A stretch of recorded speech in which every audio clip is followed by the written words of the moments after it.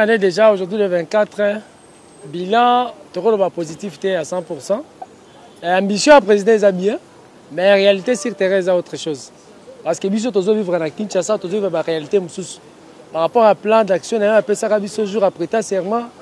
On a proposition à proposer, mais jusque-là, bilan est positivité. Mais nous avons observé avec 2020 des années d'action. Mais jusque-là, nous avons fait négativité, mais jusque-là, quand même, gratuité et enseignement, bien que pas à 100%, mais ils ont les parents qui bénéficier d'eux. Donc, côté positif, il y a un, mais côté négatif, tous les gens la vie sociale, ils ont vraiment bien été. Tous les gens ont bonne chance, bien sûr, une année déjà, ils ont l'ambition bien, mais à Mécana, nous allons revoir Makambo et à la FCC, parce que lui-même vient de l'avouer. Donc, tu commences à monter lui-même là, sorti que ceux qui vont pousser, enfoncer le pays dans la crise, il sera mesure peut-être à dissoudre le Parlement. Voilà, maintenant s'il lui prend encore du temps, c'est les gens qui souffrent. Donc, le peuple est toujours souffrir. Alors, ceux qui passent en Bayoka, qui est simbité, les peuples qui souffrent, Naye, na FCC, l'équipe peuple n'a pas cité. Donc, c'est le temps de dénoncer ce qui ne marche pas. Alors, Bissot a posé à dire, parce qu'il en est, oui, lui, il est président, gouvernement, les gens en profitent. Mais le social, les gens meurent tous les jours. Bissot n'a pas de avantage, il y a un voter Bango. Alors, ceux qui ont dit, crochade, FCC cash, Bissot peuple, tu observes déjà une année. Donc, tu observes une année. Mais tu dis que la situation de vie jusqu'à peut-être au mois de mai. Donc, année d'action, action déjà, il faut en janvier. Déjà, tu as comme une souka en janvier. On observe encore mars. Déjà, une année aujourd'hui. Voilà, tu as comme un problème. Accord, il y a une coalition à Bango. Et Talibi au peuple, parce qu'il y a intérêt au peuple, ils ont été dans l'accord Wana. Donc, c'est un peu ça. Une année encore, bonne chance à le président. Améga qu'on revoir. Ceux qui courent à Maramwana. Allez, c'est normal parce que le peuple est tous souverain. Il y a aussi la biso Moussala.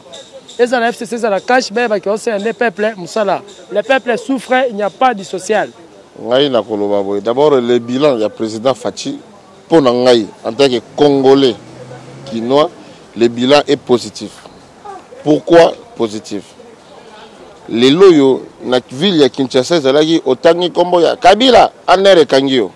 Les lois batotanga comme ya Fachi, bazo comme ya Tshisekedi, anerba bureau et Kangama.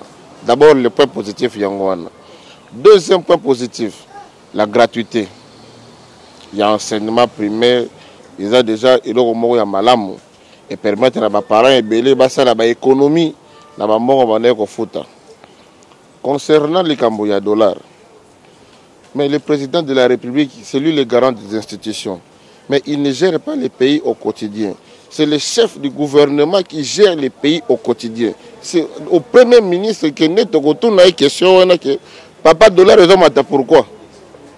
Parce que le chef de l'État, bien sûr que c'est lui le garant de la nation, mais il fait tout pour que marché. Mais le ministre peut pas salir. Le chef de l'État,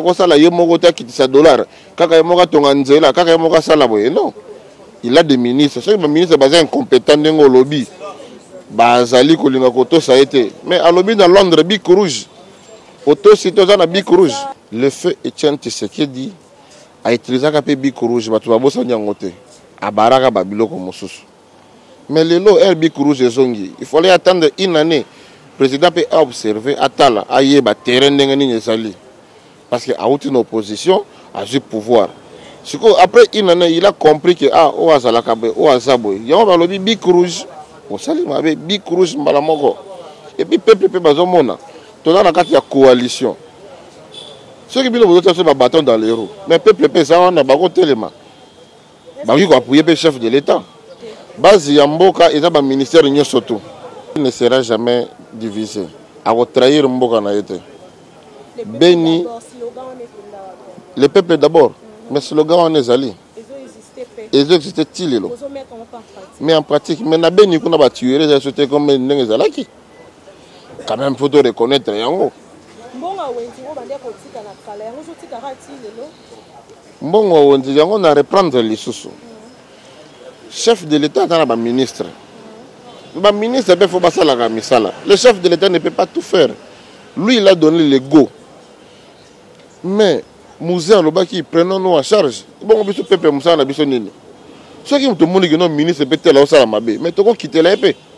le ministère, non, non, ça ne va pas, papa. On doit la mabé. Et puis tu as appuyé œuvre, le chef de l'État. Non, non, et ça, on va pas péter. Les lois, il faut, il y a un lobby il faut tenir une histoire. La même situation, tout ça, dans les lots. La France peut combattre. N'importe il y a Chirac, na Jospin. Chirac a gagné l'élection présidentielle et Jospin a gagné l'élection législative. Jospin avait été premier ministre. Dans le gouvernement de Jospin Salaki, il n'y avait aucun ministre de Chirac. Mais encore Oyo. Mais c'est le président Félix qui est gagnant. Parce qu'il s'est imposé à certains ministres, certains ministères. Et là, on est bloqué, c'est toujours le même DG, qui continue dans la grande entreprise. Les DGRK, OCC, c'est toujours le même personne. Et là, on est bloqué, vous avez vous se préparez, vous avez commandé par Kabila. Non, et là, on y a surtout une procédure. Tu vois qu'on y a surtout une année déjà, oui. Mais tu vois qu'il y a des ressources de Koyokana, n'a pas allié na biso ya FCC. Papa Bopé c'est sur 3 noms et tu vois qu'il y a un mandataire public. Le gouvernement c'est lycée tout le monde bima. Parce que tout ça le gouvernement il y a coalition. Tu vois ça la peine na entreprise na coalition. Non non, le partage sera fait équitablement. Parce que tout le bien toujours le chef de l'État c'est le garant de la nation. C'est lui qui va rendre compte au peuple après 5 ans. Mais quand il voit que non, ça ne va pas quelque part, il a déjà employé le mot bic rouge. Même dans les entreprises. Bon, on dit que non, DG Bacheli Binona, Azoï Bambongo. Mais il y a des syndicats, soulevez-vous. Revendiquez vos droits. Il y a le bic rouge qui va agir. Azan Zambete, DG Wana. Chaque vendredi, conseil de ministre. Premier ministre a présidé, soit président. Mais avant vendredi, chaque jeudi, le ministre de FCC le ministre Obengi Bango bien ministre de FCC. Mais dirigé par le président de la République. Oui, on n'en disconvient pas. En dehors du gouvernement, la partie na Bango, la coalition na Bango, FCC, la autorité morale na Bango. C'est comme un ministre, il y a cash. Il a droit à un jour avant le président, il y a Bengi Baoya, il y a après l'objet pour le service. Non, déjà, mot d'ordre, mais le ministre, il y a cash, c'est Renissa qui est dans le Parlement. Qui mot d'ordre. C'est juste que, on a besoin de cela, concernant la société qui concernant le propos du président. Peut-être pour recadrer que non, le chef de l'État, c'est le garant de la nation. Il peut prendre toute décision pour doter les mêlés à sa tête. C'est négatif sur tous les plans. Par exemple. Premièrement, nous avons un plan de santé. Tout le monde a une épidémie, une maladie. Ils ont frappé la capitale. Ils ont habité ceux qui sont dans la province, ils ont appelé Kakabongo. Mais jusque-là, tout le monde était au ministère de la Santé, au ministre de la Santé, ou intervention, rien.